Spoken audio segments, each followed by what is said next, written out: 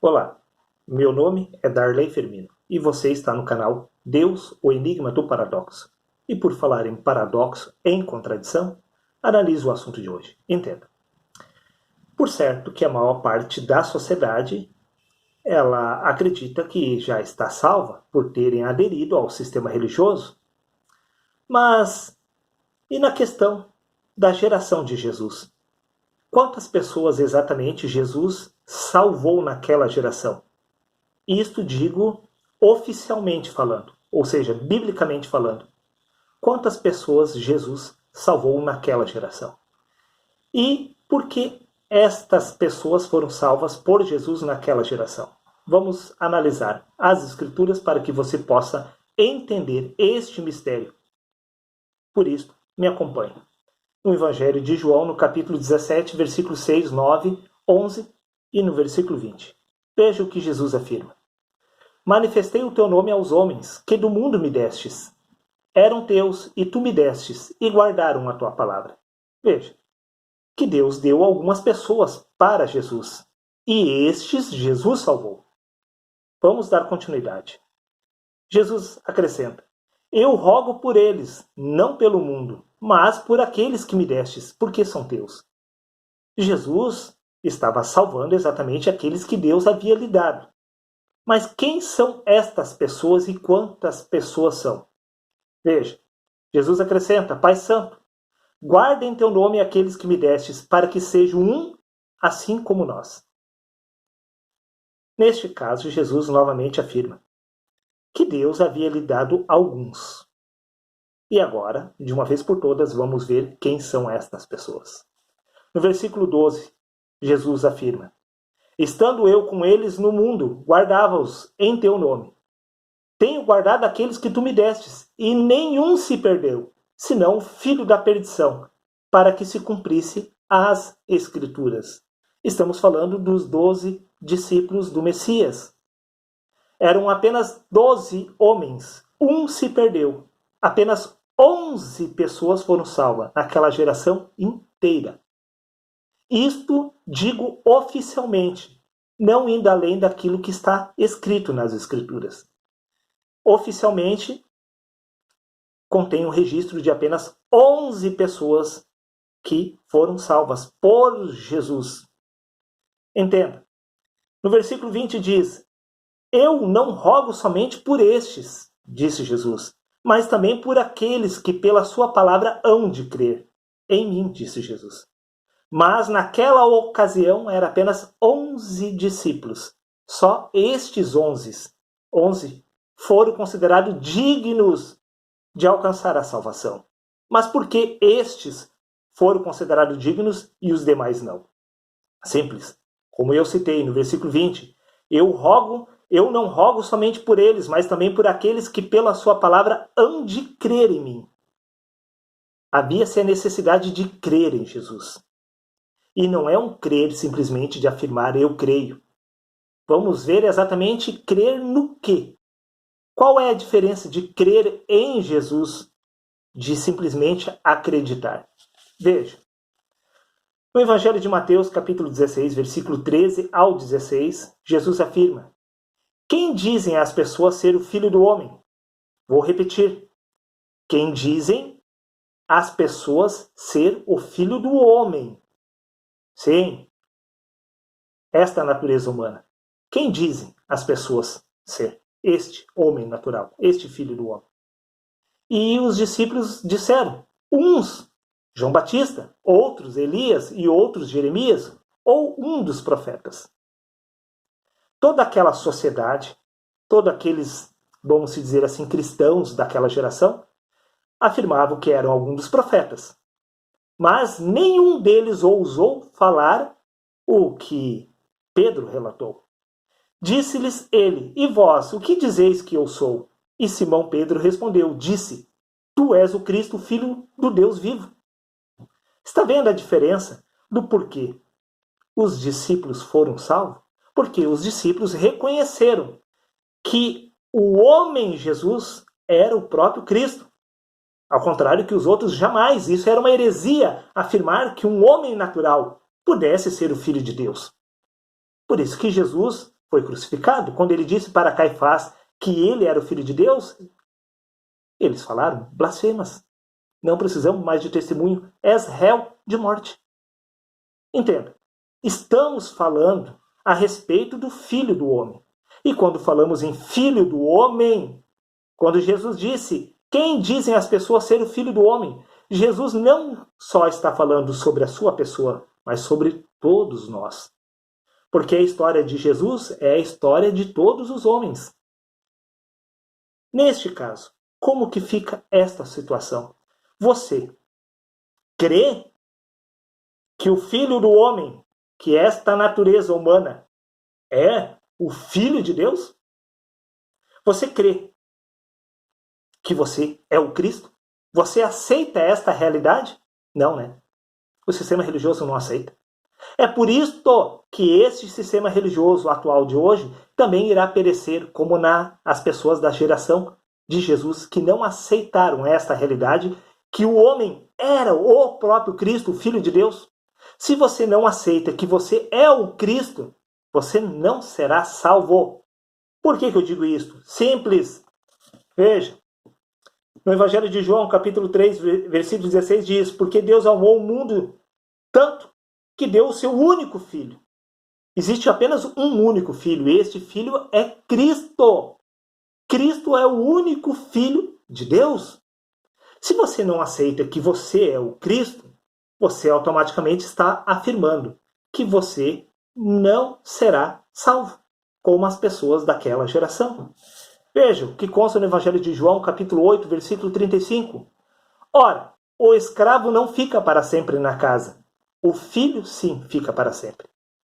Se você não é o Filho de Deus, se você não se considera o Cristo, então não há herança para você. Somente o Filho herdará a promessa do Pai. Se você se considera um servo de Deus, você é um escravo. O escravo não tem parte na herança, somente o filho. Se você afirma que você é um filho, então você está afirmando que você é Cristo, porque Deus só tem um filho, o seu único filho, que é Cristo. Este Cristo é a unção que vem do céu. Entenda, Jesus não era o Cristo, ele se tornou o Cristo. Assim, se você vir a nascer do Espírito, se você recuperar a sua verdadeira consciência, você também irá se tornar o Cristo. Esta é a realidade. Entenda. No Evangelho de João, capítulo 5, versículo 1 diz: todo aquele que crê que Jesus é o Cristo é nascido de Deus. Quando estamos falando de Jesus, estamos falando de todos nós, porque a história de Jesus é a sua história. A história de Adão é a sua história, contada de uma forma diferente. Deus falou de muitas formas e de muitas maneiras aos pais pelos profetas, e nos últimos dias falou através do seu Filho.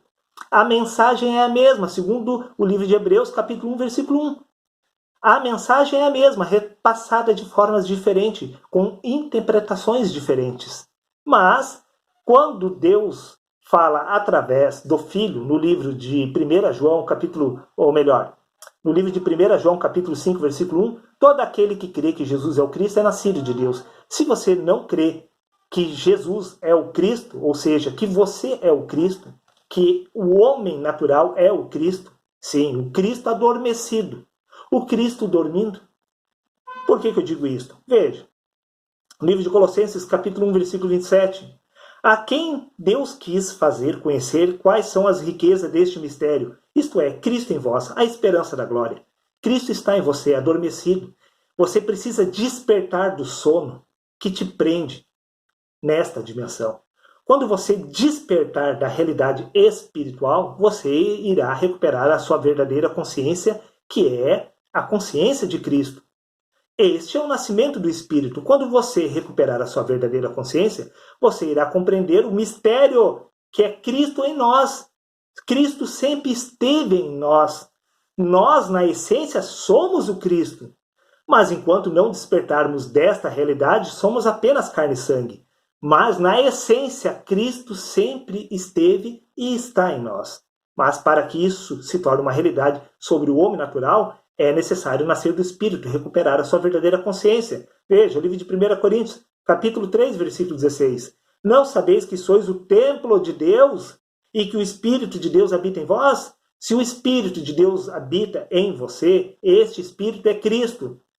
Isso significa que na essência você é o Filho de Deus, o Cristo. Porém, enquanto você não vier a recuperar esta consciência, ou seja, enquanto você não vier a nascer do Espírito, você é apenas carne e sangue. Mas, por isso, eu retomo o livro de Filipenses, capítulo 2, versículo 11. E toda língua confesse que Jesus Cristo é o Senhor. Ou seja, todos nós somos o Cristo adormecido nesta carne, nessa natureza pecaminosa. Quando se cumprir a palavra de Jesus, Pai, remove o primeiro para estabelecer o segundo, então, de fato, você irá se tornar o Cristo. Porque esta natureza humana, esta essência que te prende debaixo de uma ilusão, fazendo com que você acredite que você seja apenas esta carne e este sangue, quando isto for rompido, você entenderá que desde o princípio você sempre foi o Cristo. Livro de 1 João, capítulo 4, versículo 15. Qualquer que confessar que Jesus é o Filho de Deus, Deus permanece nele e ele em Deus. Se você confessar que você é o Cristo, você está afirmando que Deus permanece em você e você é dele. Agora, se você afirmar que você não é o Cristo, então você está fazendo Deus de mentiroso, porque este é o mistério da glória, Cristo em nós. Entenda, a sua essência é a essência de Cristo, você é o Filho de Deus. 1 João capítulo 4, versículo 2, para encerrar. Deste modo, podeis reconhecer o Espírito de Deus. Você é capaz de reconhecer o Espírito de Deus? Todo o Espírito que confessa que Jesus Cristo veio em carne é de Deus. Se você confessar que você é o Cristo e que Cristo veio na sua carne, ou seja, Cristo em nós, sim, Cristo está em você. Se você confessar que você é o Cristo, é porque você já é um homem espiritual. Você já é capaz de discernir os assuntos espirituais. Agora, se você não é capaz de discernir este mistério, isso testifica contra você que você ainda não nasceu do Espírito. E, inevitavelmente, você irá perecer como toda a geração de Jesus, que não foi capaz de reconhecer quem era o Filho do Homem. Os discípulos do Messias reconheceram que o Filho do Homem era o próprio Cristo, o Filho do Deus vivo. Se você não é capaz de reconhecer que nós, o Filho do Homem, somos o próprio Deus, você não irá alcançar a salvação. Os discípulos foram salvos porque eles reconheceram que eles, em si mesmos, eram o próprio Cristo.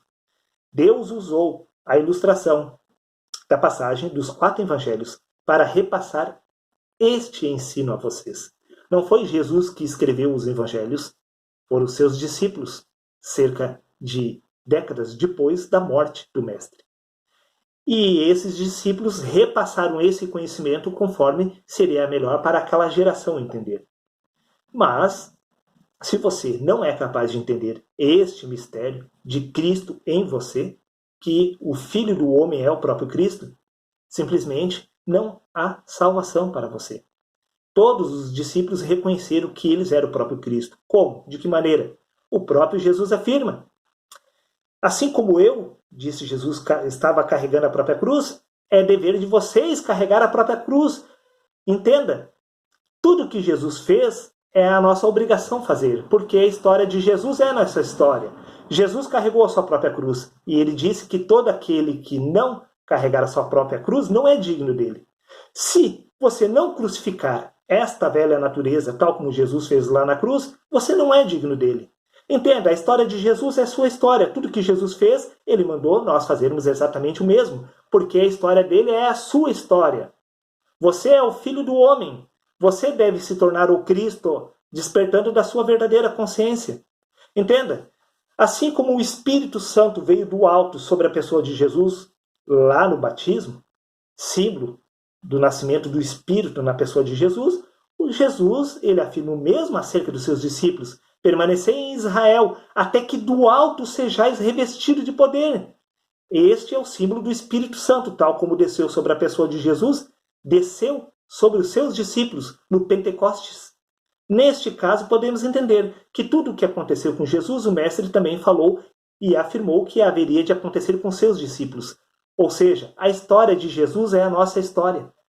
Quando Jesus afirma que Quem diz, pois, ser? Veja bem.